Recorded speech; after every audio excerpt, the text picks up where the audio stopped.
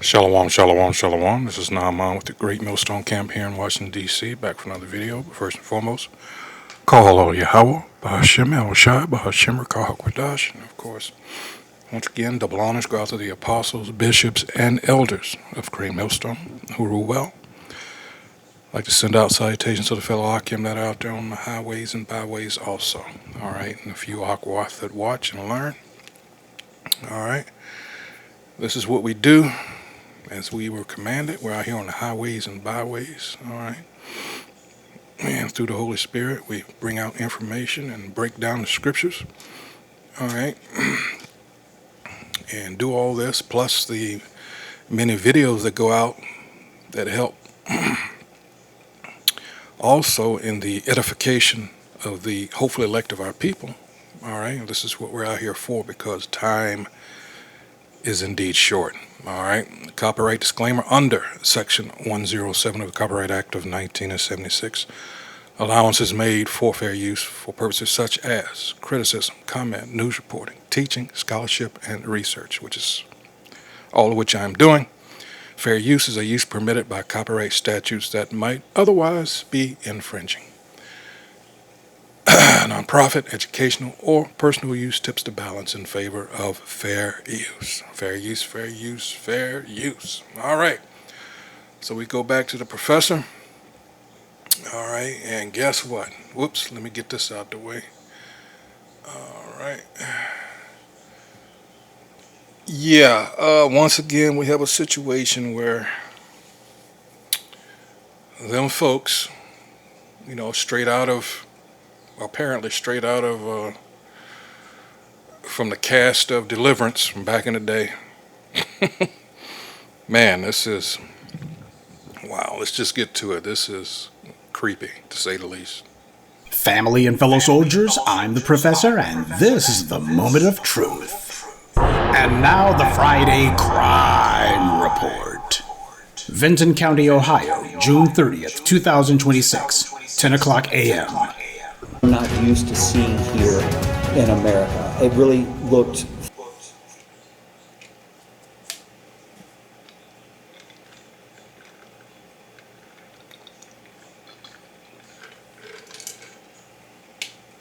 I apologize.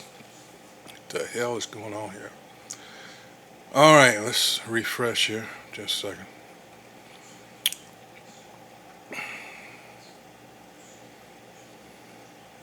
Hell, I've got all the bars.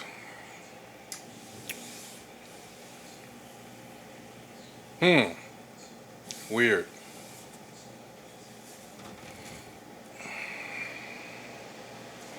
Let me try something here.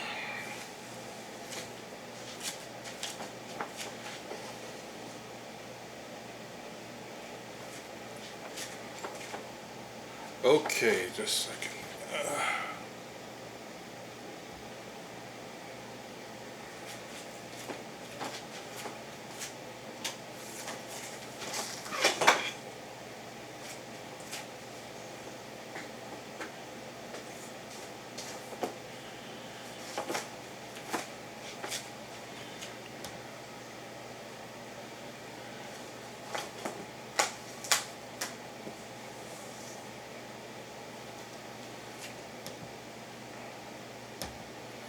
All right, let me put this on pause while I figure this out. Hold on.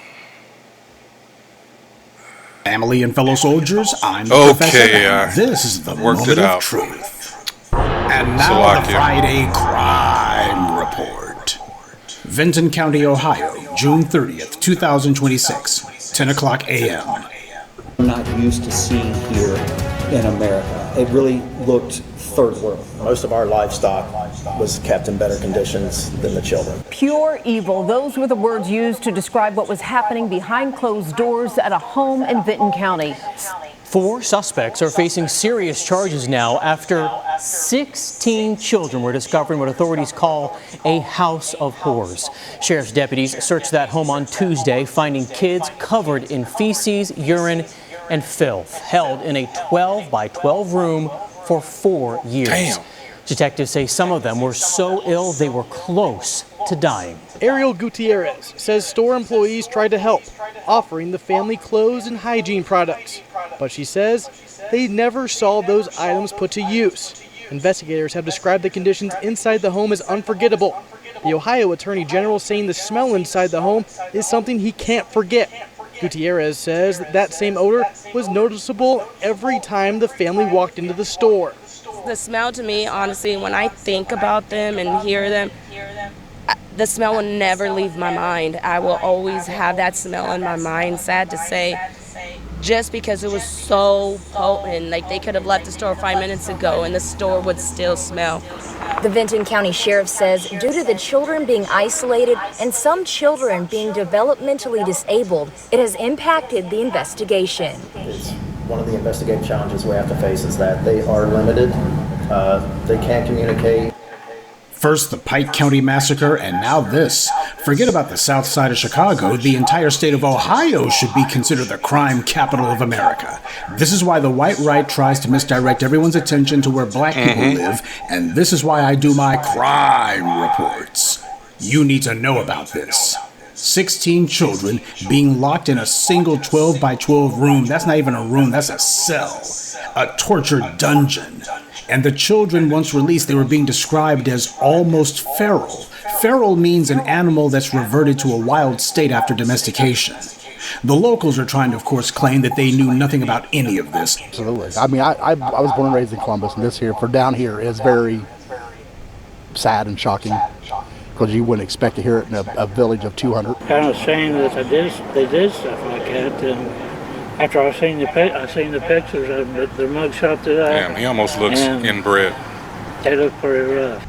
It's stupid this happened close to Wellston and Benton County. Benton County, I mean, you don't know what's going on this road anymore. They're doing everything they can to distance themselves from these degenerates. They're saying stuff like, these people ain't from around here. But it's not, I mean, it's not Benton County per se, it's just where they chose to bring their chaos. Because I was told that they weren't from here. Something that struck me is that these people were not from around here. That's something that a lot of them said. Well, not to be rude, but when you look at the suspects and then you look at the lifelong residents of that town, you can't really tell a difference. You got the same dark circles around the eyes, the same tons of wrinkles, missing teeth, that vacant stare. We see the same phony pretend ignorance in this case that we always... When they're in their base state, this is the shit that you get. And it doesn't take much for them to revert back, as you're seeing here. See every time one of these stories actually makes it into the white news cycle, everyone circles the wagons and says, this kind of thing never happens here. Except places like this are the main areas where this kind of thing happens. Now in this case, you got this woman, Elizabeth Siders, age 33. She married Gary Siders Jr. when she was just 15 years old. She then dropped out of high school after the 11th grade. According to her attorney, Tommy Stoley, he believes she's the mother of all 16 children, who range in age from 17 months to 18 years old.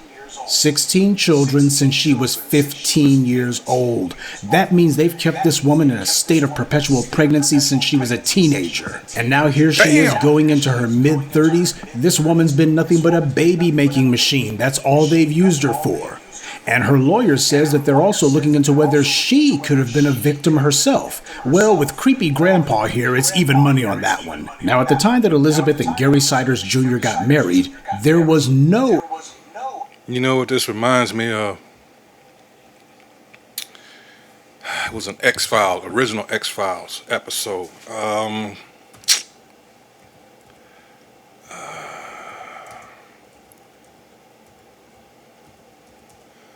Whoops.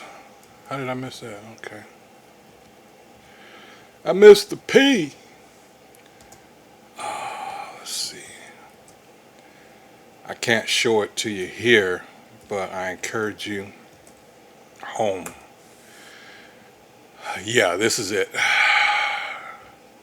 Like, damn. You talking about some inbred. Oof. That instead of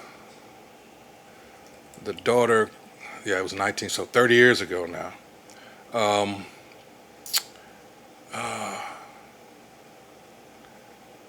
It was the mother they were using for this. She didn't have arms or legs. There they go. Let's see. I encourage you to. There's the guy here. He was the sheriff. His name was Andy Taylor. Had a kick out of that. But in any case, is he still alive? Tucker Smallwood, Sheriff Andy Taylor. Yep, I remember that. I encourage you to watch that. I can't, like I say, I can't show it to you here. Age minimum in the state of West Virginia for marriage. All a 15-year-old child needed was for their parents to give their consent, and they could get married. But then again, there's no age minimum, so what that meant was could have been 15, 12, 8 years old. By the way, Ohio also allows underage marriage with a minimum of 17 years with parent and court approval. There's a bill in the Ohio State House that would raise the minimum age to 18, but the bill has not yet been set for debate on the Ohio Senate floor. And if West Virginia's any indication, it's going to be slow going on that one. They love their pedophilia out there in the real America. Because West Virginia is where they got married, and it doesn't surprise me at all. Well, years ago, it was, so I used to watch Jay Leno, of course. Hey, I'm a car guy. But on an episode of his show, he had these states and their monikers, and I remember him saying West Virginia said it's all relative. West Virginia is a toilet bowl of a state, full and overflowing with white supremacist trash, and it only makes sense that this kind of evil would originate from there. If you followed the black media, you remember that there was this white couple in West Virginia who adopted some black children, and then they locked those black children in a shed and used them as slave labor for years, these pieces of trash. This is the culture of the people in these places. This is the culture they come from, and yet the racist... Remember, when we talk about Edom, when we go to, hold on just 1 second. Hold on.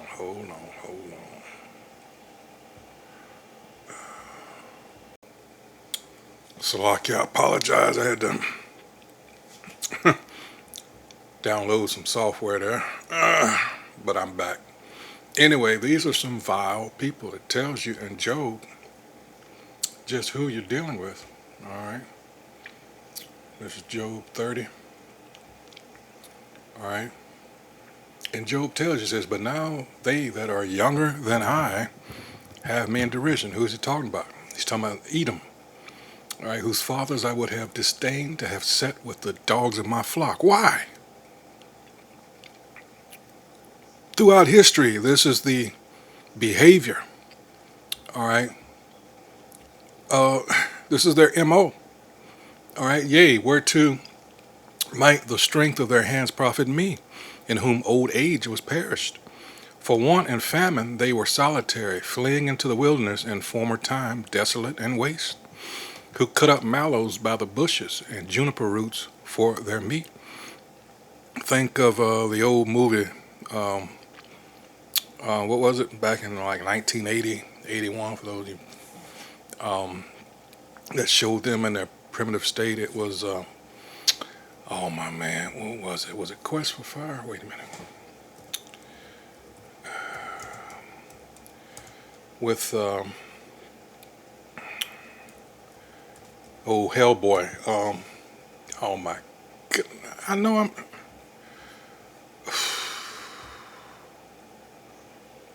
Oh, this.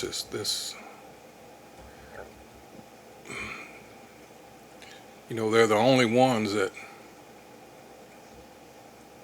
you ever see depicted as cave people, But in any case, now let's go back to Salakia for that.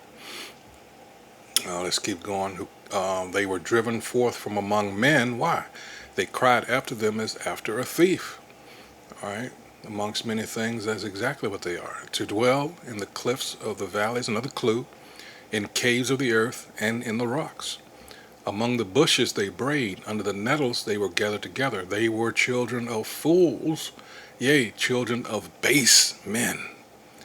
They were viler than the earth. Now let's see if we can get another because this has been updated. This isn't the, let's see, let me get another translation here. Let's see. Good news. But men younger than I am make fun of me now. Their fathers have always been so worthless that I wouldn't let them help my dogs guard sheep. They were a bunch of worn-out men, too weak to do any work for me. They were so poor and hungry that they would gnaw dry roots at night in wild, desolate places. They pulled up the plants of the desert and ate them, even the tasteless roots of the broom tree. Everyone drove them away with shouts, as if they were shouting at thieves. They had to live in caves, in holes dug in the sides of cliffs. Out in the wilds, they howled like animals and huddled together under the bushes. A worthless bunch of nameless nobodies. They were driven out of the land. Now they come and laugh at me. I am nothing but a joke to them. And that speaks to Jake's condition now. This is, when we go into Lamentations, first couple of chapters, actually all of it, but I'm focusing on the first two. Especially in the second chapter, it said they were glad to see us fall. Psalms 137, raise it, raise it. This has been mentality, and again, part of the MO of Edom towards Jake. They treat me with disgust. They think they are too good for me, and even come and spit in my face, because the Most High has made me weak and helpless. Same thing applies to Jake now. All right, they turn against me with all their fury, and not only that, now everybody else jumps on the bandwagon. All right, as was the case back in Lamentations. Say they all clapped. All right, this mob attacks me head on. They send me running. They prepare their final assault. All right, they cut off my escape and try to destroy me, and there is no one to stop me. Again, with the Babylonians, what did Edom do? All right, he broke that brotherly covenant. All right, this again, it's the same pattern, same behavior from the same people. This is what we keep trying to tell you. All right. On the white right, false news, Newsmax, etc., they never talk about the sick degeneracy coming out of West Virginia or Ohio. These people, if they can be called that, look like they're ready to make a sequel to Deliverance.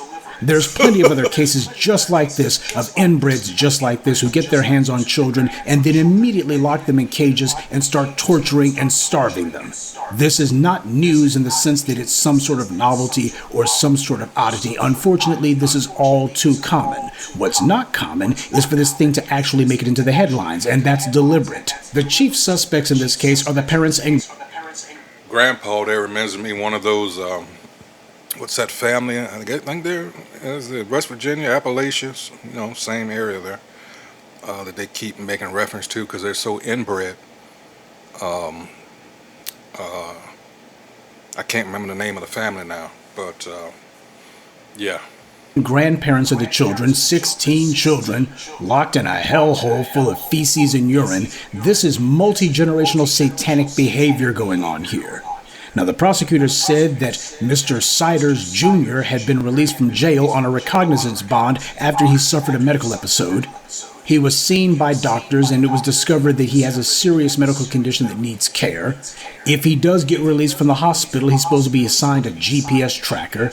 But his attorneys have already telegraphed that they're going to be trying some sort of diminished capacity defense for his trial. I knew it. And we all knew that this one was coming. It's just like after the latest mass shooting. You had to figure they were going to go there. Whenever someone from the dominant society does something like this, they immediately go into denial and say, well, he must be crazy. Yeah, that's the ticket. Yeah. He must be crazy. Go ahead and say these crazies so we can all pretend as if this kind of thing would never happen with us.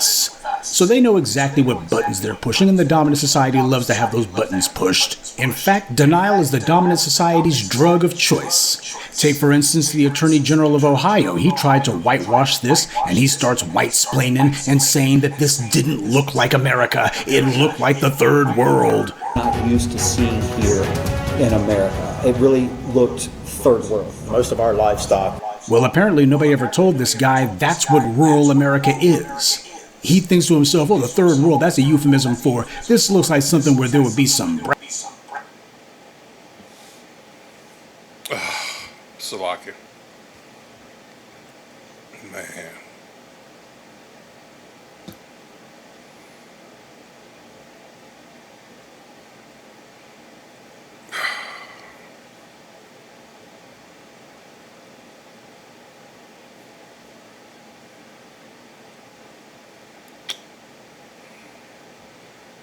Let me put it on till I get it straightened.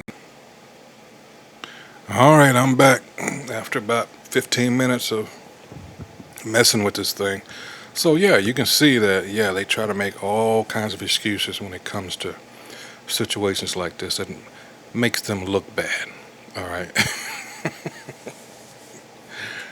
Brown or black people at. No, rural America is the white third world, but that's not what they call it. They don't make it racial. They only do that when talking about black people. And when you see how many times this kind of thing happens and how consistently it occurs, you know that this is America. Trying to distance themselves from this is the reason why this keeps happening over and over and over again. This is small town America, the so-called real America, as these red state reprobates like to call themselves. Now, is this story getting some traction in the white media? Well, it was for at least a couple of days, but that's for two reasons. One, it's summer, which is a slow period for the white media, with August being the dead zone, at least for DC politics anyway.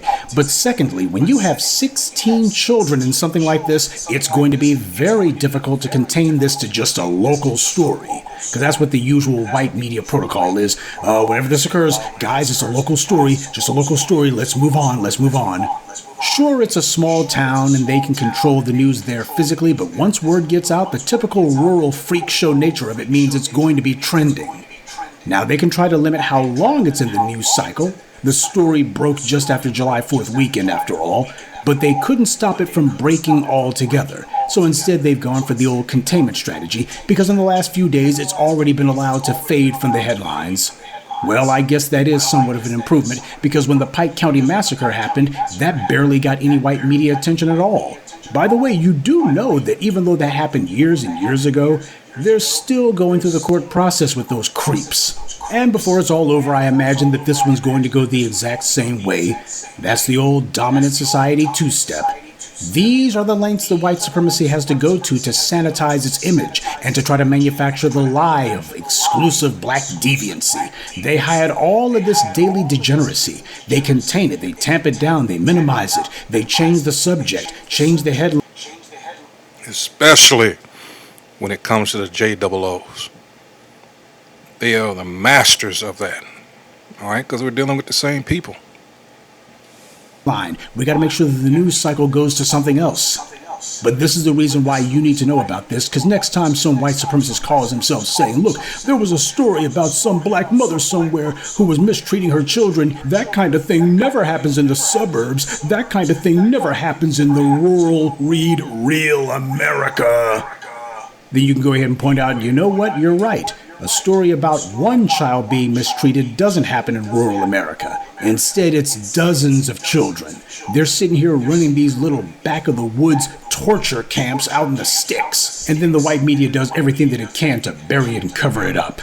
Yes, this story is sickening. This story is stomach-churning, and not just because of the sheer scale of the demonic activity on display. But this is what the dominant society has been engaged in, and they do it state to state, and then they bury it, and then they change the headlines, and then when it finally breaks out where they can't contain it, the first thing that they say is, don't look at us. But we have to look at them, because these are the people. How about that? But when one Jake does something, we're all held accountable. Yeah. But this is the real them. And that's what they don't want you, or at least have been trying not to let you know. All right. And sure enough, they got a so-called black face to put out there to take your mind off of things like this. And it works. Sadly, it has worked. people in charge.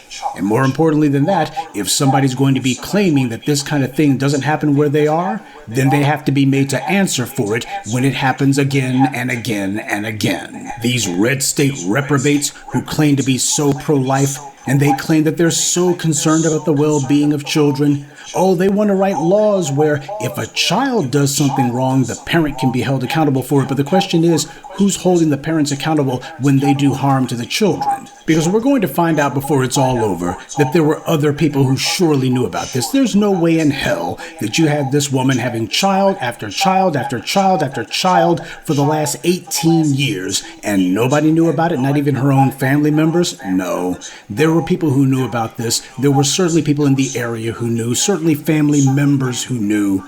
But the problem happens to be that there's this genetic immunity from law, indeed racial immunity from law. And that makes it where when these crimes get committed, there's always going to be a slow response or no response. The dominant society steadily puts out propaganda in the form of so-called news pieces and TV episodes and even movies that try to propagandize the public into thinking that they oppose this kind of behavior. But that's not true. When you hear about fiction like that movie, The Sound of Freedom, that's nothing more than feel-good propaganda to make the dominant society able to look at themselves in the mirror without throwing up. They try to cast themselves as the good guys. Look, we're saving children in the third world, meanwhile ignoring them in their own third world right here in America. Yep. And people are questioning what's happening in Venezuela, all right, with the earthquakes. Same thing that happened in Haiti. Now you got a lot of children missing. This is the reality. This is what's really going on. Why don't they make some movies about this?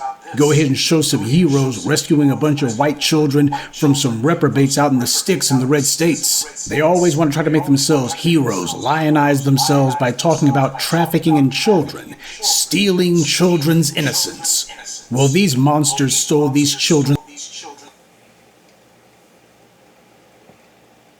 Not again. What the hell is wrong?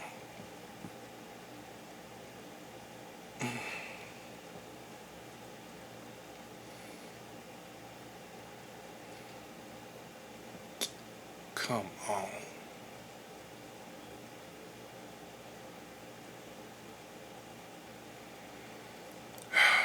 Put it on pause again, Salaki. It's being swept right back under the rug by the same white media and the same white authorities who ignored it in the first place. But tragically, that's to be expected. For the dominant society, brutality, sexual degeneracy, and animalistic behavior, well, for them, that is the sound of freedom. And that's this week's Friday Crime Report.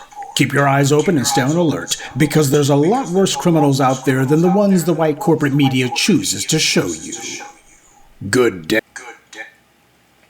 So there you have it. So I'm going to end it right here before the internet goes out again. So once again, I hope you've been edified by watching this video. That's what we do here at Great Millstone. And I'd like to still encourage you to remain circumspect out here. Keep your eyes and ears open. All right? So with that, until the next video, shalom.